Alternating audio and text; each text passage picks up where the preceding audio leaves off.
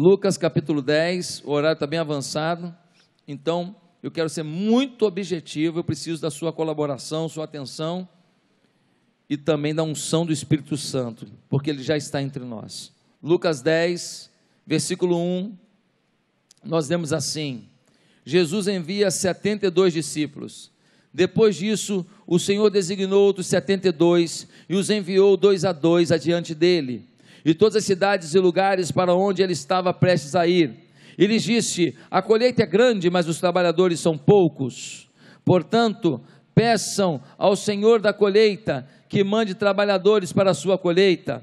Vão, eu os estou enviando como cordeiros entre lobos. Não levem bolsa, nem saco de viagem, nem sandálias, e não saúdem ninguém pelo caminho. Quando entrarem numa casa, digam primeiro: paz a esta casa. Se houver ali um homem de paz, a paz de vocês repousará sobre ele, e se não, ela voltará para vocês. Fiquem naquela casa e comam e bebam o que lhes derem, pois o trabalhador merece o seu salário. Não fiquem mudando de casa em casa. Quando entrarem numa cidade e forem bem recebidos, comam o que for posto diante de vocês. Curem os doentes que ali houver e digam-lhes: o reino de Deus está próximo de vocês. Mas quando entrarem numa casa e não forem bem recebidos, saiam por suas ruas e digam: até o pó da sua cidade, que se apegou aos nossos pés, sacudimos contra vocês. Fiquem certos disso, o reino de Deus está próximo. Eu lhes digo, naquele dia haverá mais tolerância para Sodoma do que para aquela cidade. Ai de você, Corazim, ai de você, Betsaida, porque se os milagres que foram realizados entre vocês o fossem em Tiro e Sidom, há muito tempo elas teriam se arrependido, vestido roupas de saco e cobrindo-se de cinzas. Mas no juízo haverá menor rigor para Tiro e Sidom do que para vocês. E você, Cafarnaum, será levada até o céu? Não, você descerá até o Hades, o inferno. Aquele que lhes dá ouvidos está me dando ouvidos, aquele que os rejeita está me rejeitando, mas aquele que me rejeita está rejeitando aquele que me enviou. Os 72 voltaram alegres e disseram: Senhor, até os demônios se submetem a nós em teu nome. Que a palavra do Senhor fique gravada no nosso coração, amém? Queridos, aqui é um momento em que Jesus está organizando a grande expansão do seu ministério, e ele pega 70 discípulos, e ele envia esses 70 discípulos em duplas, e ele diz: olha, entrem pelas cidades, entrem pelas vilas, e eu quero que vocês anunciem a chegada do reino de Deus. Eu quero que vocês procurem casas abertas à voz de Deus, pessoas que não ficam com resistências, pessoas que reconhecem a sua fragilidade, que precisam de uma paz de Deus, de uma presença de Deus. E quando vocês acharem uma pessoa com essa paz no coração, disponível para Deus, vocês vão ficar na casa dessa pessoa, e vocês vão declarar paz sobre essa casa, e essa casa será abençoada. Mas se uma casa rejeitar vocês, a paz que vocês declararam vai voltar para vocês. Não ficará a paz sobre aquela casa, porque ela rejeitou a paz e o poder que eu estou dando a vocês. E diz a Bíblia que eles foram e eles curaram, e eles libertaram cativos, e eles levaram a paz do Senhor Jesus aos corações. E quando eles voltaram, diz o texto, que eles voltaram radiantes, jubilosos, eles voltaram tomados de uma alegria incalculável. Por quê? Porque eles um dia saíram dos bancos e decidiram ir às casas, decidiram experimentar o que era isso, decidiram viver essa experiência sobrenatural, esse milagre de Deus, decidiram ser a voz profética de Deus nas casas, e Deus os abençoou. Quando voltaram, eles não tinham como conter de tanta alegria. Querido, o texto nos mostra uma realidade muito grande de duplas enviadas para as casas para pregar. Mas a pergunta hoje é: todos têm que pregar? Pastor, eu tenho que fazer a mesma coisa? Sim ou não? Vamos para a Bíblia? Por que Jesus quer que você pregue? Porque Jesus quer que nós preguemos.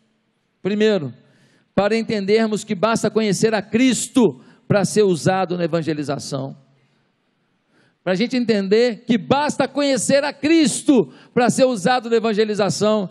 Esses 72 não são os apóstolos apenas. Esses 72 não são os homens preparados, tarimbados, com muitos anos de igreja, com faculdade, com seminário, com curso, com pós-graduação, com Bíblia de estudo, não. Esses 72 são crentes em Jesus, alguns são novos convertidos, alguns estão na igreja de Jesus há pouco tempo, e Jesus diz, aqui, você me conhece, você já pode ir.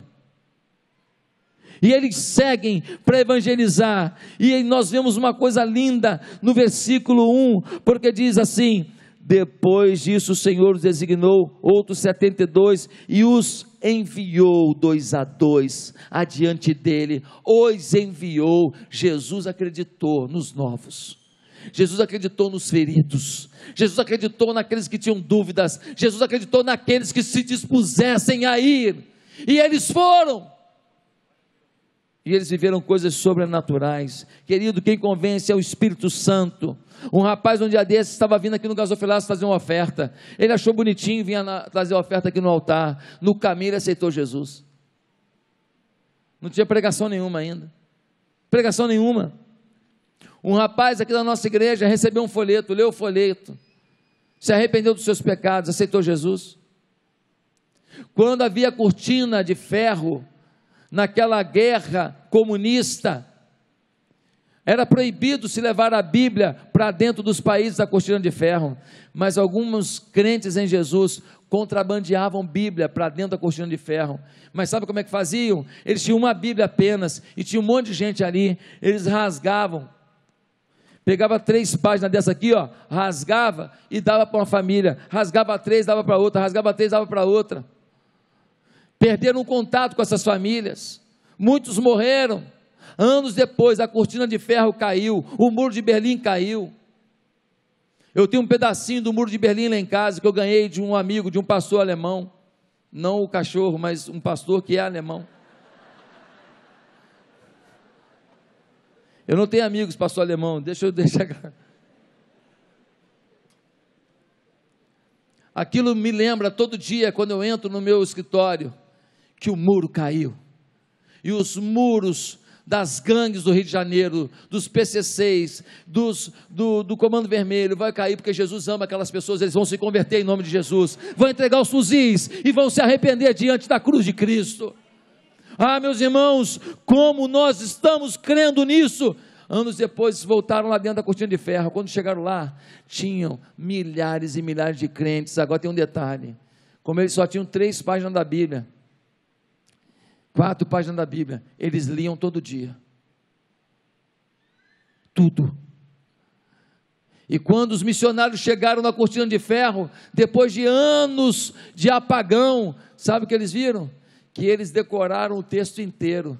Eles eram capazes de recitar 4, 5 páginas da Bíblia inteirinha, de cor salteado, porque era tão bom aquilo, era tão aliviante aquilo, era tão refrescante aquilo, que eles liam aquela palavra todo dia e decoraram por inteiro os textos que tinham em suas mãos. Hoje nós temos Bíblia rosa, amarela, azul, Bíblia do pastor, Bíblia do livro, do executivo, da mulher, do jogador, do atleta, do careca, do gordo, de tudo. Você tem Bíblia de tudo, só não lê. Meus amados irmãos, um psiquiatra renomado foi ler a Bíblia para desconstruir Jesus, se converteu. Quem converte é o Espírito Santo. Você só tem que se disponibilizar. Quem vai fazer a obra é o Espírito Santo. Portanto, ninguém aqui tem que ter medo, porque não é você que vai fazer. Segunda coisa, porque todos têm que pregar? Porque Jesus está enviando a todos, pois a obra é muito grande e depende de cada convertido a Jesus. Olha o que vai dizer o versículo 2. Olha só o versículo 2, diz assim, Jesus disse, a colheita é grande, mas os trabalhadores são poucos. Portanto, peçam ao Senhor da colheita que mande trabalhadores para a sua colheita. Segundo motivo porque todos têm que pregar, é porque a obra é muito grande. É muito grande. Só na nossa cidade nós temos milhões de pessoas sem Jesus. No seu prédio, quantas famílias se renderam a Jesus? Na sua vila, quantas famílias se renderam a Jesus? Não estou falando de ter religião não, porque ter religião, Judas sementinha e traiu Jesus. E o pastor do Judas era o melhor pastor do mundo. Portanto, se você botar na minha conta que você não se converteu ainda porque eu sou um pastor meio esquisito, ei, Jesus era esquisito para Judas. Se eu sou para você, eu ainda estou parecido com Jesus então, hein? Você que vai dar conta da sua vida a Deus. Não adianta você achar os defeitos da igreja, pontuar as coisas que não são boas na igreja e não ter a sua aliança com Deus. E a obra é muito grande, é muito grande. Nós temos um arsenal de guerra na nossa cidade, nós temos guerreiros de morte na nossa cidade, estamos sob uma intervenção federal, porque o nosso Estado, a nossa polícia não está dando conta da situação que vivemos, e você vai fazer o quê? Eu estou orando não, é orar e trabalhar. Nós vamos juntos, nós somos os guerreiros do Senhor. Nós vamos entrar nas casas, e naquela casa vai haver paz, e daquela casa a paz vai passar para o lado, e para o lado, para o lado, para o lado, e nós vamos invadir a cidade com a paz de Jesus. Quem está nessa diz, eu estou. Meus amados irmãos, temos que ir, é a hora, nós vamos todos, ninguém vai ficar em casa, ninguém vai parar, nós vamos todo mundo, nós vamos marchar, todo mundo vai ser o anunciador das boas novas. Mas eu tenho uma amiga minha que ela é muito chique, ela é muito rica, ela é muito não sei o que lá, ela é muito resistente. Eu tenho um amigo meu que ele é muito pobre, não, ele é muito resistente. Cada um dá uma desculpa que quiser. Ei, não tem pobre, não tem rico, não tem branco, não tem mameluco, não tem flamenguista ou vascaíno, não tem. Nessa hora nós vamos pregar o evangelho para todos. Para todos, nós vamos acreditar que Deus vai nos usar para todos, nós vamos partir para dentro, nós vamos mudar essa história, queridos. Olha Lucas capítulo 9, versículo 61 e 62, diz assim: vou seguir-te, Senhor, mas deixa-me primeiro voltar e despedir-me da minha família. Jesus respondeu: ninguém que põe a mão no arado e olha para trás é apto para o reino de Deus. Olhar para trás é olhar para aquilo que te prende. Olhar para trás é olhar para aquilo que te magoa. Olhar para trás é olhar para aquilo que é uma dificuldade para você. Olhar para trás é olhar para as oportunidades que você perdeu. Olhar para trás é olhar para quem te criticou. Olhar para trás é lembrar dos pecados que você praticou. Ei, Jesus está dizendo, quem põe a mão no arado não pode olhar para trás. Olhe para frente e decida ser algo poderoso na mão de Jesus. Decida ser um guerreiro de Jesus. Decida viver algo sobrenatural com Jesus. Meus amados irmãos, temos sido egoístas, recebemos essa palavra e não compartilhamos, no máximo convidamos, aparece lá na igreja, aparece lá na célula, como se tivéssemos cumprido a nossa missão. Não, a Bíblia diz, forçai-vos a entrar, forçai-vos, é difícil, o mundo está agarrando os nossos filhos, agarrando os nossos parentes, agarrando os nossos amigos, o mundo está lutando por eles. Nós vamos ter que lutar. Nós somos hoje mais de 9.000 pessoas em culto no Rio de Janeiro, você sabia disso? Só a Igreja Atitude. Só a Igreja Atitude. Wallace, nós somos mais de 9.000 pessoas. Um dia nós éramos 20 e poucas pessoas numa escola. Deus fez uma história inacreditável em menos de 15 anos, em 14 anos e pouco de vida. Ei, queridos, nós temos uma responsabilidade. Deus está fazendo algo sobrenatural. Deus está conosco nisso e Deus quer te usar. Não posso comer um filé mignon aqui, 600 gramas de filé mignon. Não dou nem conta de comer isso tudo. E o outro ali morrendo de fome. Eu como filé mignon inteiro, filé mignon, hein? O evangelho, a igreja, os irmãos, oh, que delícia, macio, que sabor, salzinho no ponto, aleluia. Ei, moça, estou com fome, irmão, se quiser aceitar Jesus, se vira, vai na igreja. Eu fui, ninguém me levou, eu fui sozinho. Você não quer aceitar Jesus? Então fica aí, ó, nas migalhas. Se tu não achar nada, sabe o que tu faz? Bebe uma água de salsicha, daquela latinha, bebe a água. Bebe aquela porqueira. Eu tenho filé mignon, aqui ó, sou servo do rei. E ó, já encomendei a picanha também, está chegando. Você fica com fome, é o que nós estamos fazendo. É o que nós estamos fazendo. A gente olha quanta coisa, a gente usufrui, a gente ouve a adoração, o louvor, a gente vê a gente sendo chamada para missões, a gente tem o nosso coração fortalecido, Deus tem nos curado. Tivemos uma vigília, uma frequência muito boa na vigília aqui sexta-feira, até 6 da manhã, o povo aqui orando, clamando. Nós temos essa liberdade. Tem país que se o cara fizer isso, ele morre. Tem irmão nosso que está sendo queimado vivo por amor a Jesus. Tem país aí que tem missionário nosso que está sendo preso, levado para a cadeia, só porque ele falou que Jesus é o Salvador, só porque ele ensinou a paz de Jesus. Ele não afrontou o governo, ele não fez nada errado, não matou ninguém, não roubou ninguém, mas ele falou que Jesus é o Salvador. Pronto, ele foi preso, espancado. Nós não vamos entregar fácil isso para o diabo. Essas maldições de ideologia de gênero, essas maldições de facilitar o aborto, querem acabar com a família, querem acabar com o direito à vida, querem legalizar a prostituição, como se uma mulher pudesse ser legalizado, que o corpo dela seja dominado, usado pelos homens. Mas é uma escolha dela. Não é escolha dela, não é uma escolha dela, é uma falta de escolha dela. Ela não tem nem discernimento para escolher, ela não sabe nem quem ela é, ela não tem nem identidade dela. Eu não vou legalizar que a filha de alguém seja explorada, porque se fosse a minha filha eu não queria. Você quer a sua?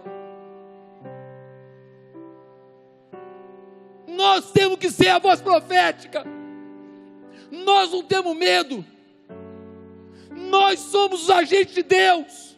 Você é um agente de Deus. Pastor, estou aqui pela primeira vez, estou até assustado com isso. Você veio hoje para ser agente de Deus.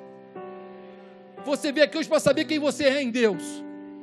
Mas eu sou empresário, amém. Eu sou empregada, amém. Eu sou lixeiro, amém. Eu sou policial, amém. Você é alguma coisa temporária, mas existe uma coisa eterna que envolve você, é a sua missão. Pastor, não tem esse dom de pregar. Dom é uma coisa, missão é outra. Dom, cada um tem algum dom, é uma potencialidade do Espírito Santo para servir a igreja. Missão não, missão é para todo mundo. Missão é para quem tem o dom A, B, C e D. Dom é uma coisa específica, missão é de todos. Missão de pregar é para todos, ninguém pode se eximir. Querido, terceiro lugar, por que todos têm que pregar?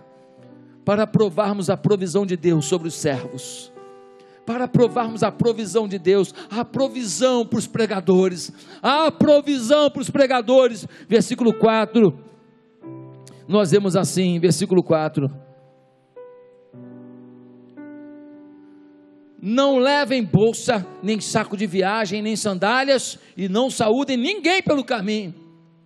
Jesus fala, vocês vão de 2 em 2, cidade a cidade, tem mais, não leva dinheiro, não leva uma sacola com comida, não leva nada. Vocês vão ver o que é minha provisão para quem vai. Max, Sueli, não vai faltar nada. Não é porque a nossa igreja vai ajudar, não, é porque Deus é que enviou. A nossa igreja é apenas um instrumento de Deus, mas Deus vai fazer coisas muito maiores do que essa lá. Vai ter gente que vai fazer mimos na vida de vocês lá, vai ter canadense que vai agradecer a chegada de vocês lá. Deus vai operar, porque Deus é Deus de provisão. Deus é Deus de provisão. Eu nunca me arrependi de ter largado o meu trabalho. Não teve um dia que eu me arrependi de sair do Rio de Janeiro para ganhar um terço que eu ganhava lá em Patinga, Minas Gerais. Nunca me arrependi um dia. Foi só mimo de Deus, cuidar de Deus. Deus é bom, Deus é fiel. Será que você está vivendo isso? Será que você está querendo nisso? Família do pastor Eibe Huber, americanos, milionários, saíram dos Estados Unidos para morar em Santarém, pregar para os ribeirinhos, lugar pobre, tinha nada, 40 anos atrás, 30 anos atrás, não sei certinho, foram para lá. O que aconteceu? A igreja explodiu. trouxeram dignidade àquele povo. Agora, aqueles pastores de Santarém, homens simples, homens que têm um português, às vezes, em alguns momentos, muito simples, gente que não teve alguma escolaridade como você teve, mas eles têm percorrido a Europa, Estados Unidos, pregando, ensinando a visão do discipulado a um. Eles têm sido colocados em lugar de honra, gente que só tinha uma rede para dormir, gente que dormia dentro de um barco, ensinando a ganhar gente para Jesus, pela Europa, Estados Unidos, pela África, em vários continentes. Ei, Deus é Deus de provisão. Em quarto lugar, porque todos têm que pregar, para experimentarmos um poder disponível aos que se habilitam a ser usados, para provarmos um poder disponível aos que se habilitam a ser usados. Deus só quer o teu sim, para Ele fazer o sim do seu poder sobre a sua vida. Deus só quer o teu sim. Pastor, onde é que está isso? Olha o versículo 5. Versículo 5, quando entrarem numa casa, digam primeiro, paz a esta casa. Se houver ali um homem de paz, a paz de vocês repousará sobre eles. Meu Deus, você chega numa casa e declara a paz repousa sobre a família. Tem noção do que é isso? Senão ela voltará para vocês. Você declara a paz, e a sua paz é uma unção tão grande, que se as pessoas ali não receberem com o coração aberto isso volta para você. Isso não pode se desperdiçar. Deus não quer desperdiçar a unção que está mandando sobre a igreja hoje. Pastor, o que mais? Dá uma olhada no versículo 9. Versículo 9 nós lemos assim: curem os doentes. Você vai chegar lá e vai curar os doentes, irmão. Deus vai te usar para curar os doentes. Curem os doentes. Agora o versículo 17, os 72 voltaram alegres e disseram: até os demônios se submetem a nós. Você será autoridade espiritual. Pessoas cativas pelas drogas, cativas pela dor, cativas por depressões, cativas por enfermidades espirituais, não físicas, serão libertas pela sua oração. Você sabe quem vai ser abalado pela tua oração nessa casa? Dá uma olhada no versículo 18. Ele respondeu: eu vi Satanás caindo do céu como relâmpago. Quando você estiver orando numa casa, Satanás cai do céu, Satanás perde força, Satanás perde brilho, perde poder, perde manifestação. Quando você estiver orando numa casa, os demônios avisarão ao chefe: chefe, perdemos, porque ele liberou paz nessa casa, e as nossas setas, as nossas influências não estão adentrando mais esse lar. Chefe, perdemos. E ele perde a autoridade, ele é humilhado diante dos demônios. Meus amados irmãos, quem é que vai viver isso? Diga: eu vou. Última frase. Porque todos têm que pregar? Porque o retorno de Jesus está próximo. Porque a volta de Jesus está próxima. Olha o versículo 9, parte B. Diz assim no versículo 9, na parte B: curem os doentes e ali digam: o reino de Deus está próximo de vocês. Versículo 11, na parte B, nós lemos assim: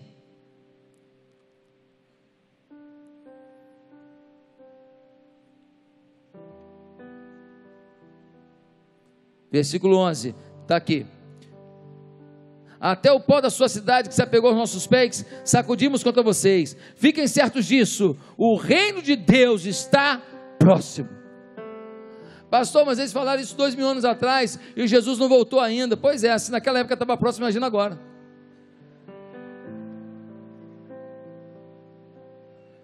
A Bíblia diz que um dia é como 1000 anos para o nosso Deus. Ele diz que está próximo. 2000 anos se passaram. Só tem um detalhe: a Bíblia diz que nos últimos tempos um monte de coisa acontecer, e essas coisas vêm acontecendo ao longo da vida inteira. Só que tem duas coisas que estão acontecendo agora que nunca tinham acontecido. Primeiro, o Evangelho atingiu o mundo inteiro através da internet. Nós nunca tivemos o Evangelho disponível ao mundo inteiro. E é uma profecia. Eu não sei se é a internet que é esse caminho para o mundo inteiro. Estou dizendo que hoje, não dá para dizer que não chegou ao mundo inteiro. Chegou. Você vai numa vila pobre lá da África, chega lá, tem internet. É impressionante. Tem um outro detalhe. A Bíblia diz que no final dos tempos haveria apostasia na igreja. Eu nunca vi tanta igreja que consegue pregar semana após semana sem citar o nome de Jesus uma vez sequer. Conta a história de Abraão ficando rico, conta a história de Isaac ganhando dinheiro, conta a história de Moisés vencendo uma batalha, conta a história de não sei quem, tudo isso é Bíblia, é legal. Mas o centro da Bíblia é Jesus. Quando falam de Jesus curando, operando milagres, fazendo prosperidade, mas não conseguem falar de Jesus como Salvador uma vez sequer. E para piorar esse tempo, nós estamos vivendo alguma coisa que nós nunca vivemos. Em todas as culturas aonde houve moléstia da criança, a mão de Deus pesou. O Egito pagou caro por matar as crianças. O Império Romano pagou caro por matar as crianças querendo matar Jesus. Toda vez que toca na criança, a mão de Deus vem sobre uma nação. Só que o problema é que com as ideologias de hoje, com a transformação de imoralidade sendo chamada de cultura, de progressão, de visão progressista, mas afetando a criança, e a gente vê isso no mundo inteiro. No meu modo de ver, na minha interpretação pessoal, digo eu, a mão de Deus não vai vir muito longe, e não virá apenas sobre uma nação, virá sobre o mundo que decidiu afrontar a criança.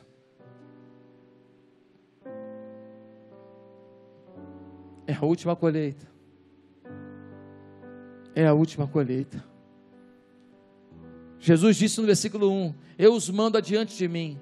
Para mim, esse texto é profético. Não é só porque ele iria naquelas comunidades depois pregando, e haveria uma casa de paz ali. Realmente isso aconteceu. Mas em termos proféticos, ele está dizendo: preparem o caminho, porque eu estou chegando.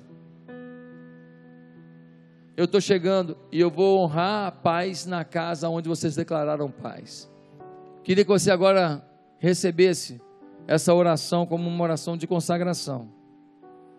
Deus está derramando um óleo novo para você agora. Você vai na autoridade na casa. Você vai declarar paz na casa e a paz vai chegar. Você não vai lá como qualquer um, você vai lá como um atrevido de Deus. Alguém que sabe por que está lá, em nome de quem está lá, amém? E Deus vai usar a gente. Eu quero os testemunhos depois dos milagres, das curas, das manifestações, de emprego que vai ser aberto no dia seguinte da oração, de gente que vai ser liberta, de gente que vai sair do vício, de casamento que vai ser restaurado. Meus irmãos, você vai ser instrumento para coisa inacreditável. Eu louvo a Deus por você. Vamos orar? Pastores, vamos impor as mãos. Eterno Deus, nossa oração é singela e direta. Que toda unção que Jesus liberou sobre os 72 que foram enviados de casa em casa em duplas, que a mesma unção esteja sobre todos que estão aqui se dispondo a fazer um casa de paz.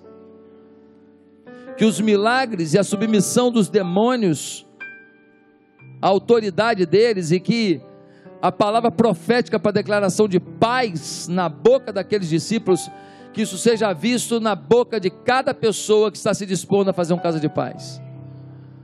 Deus, queremos pedir que essas vidas sejam restauradas, que eles nunca mais sejam os mesmos, que coisas inacreditáveis aconteçam a partir do casa de paz.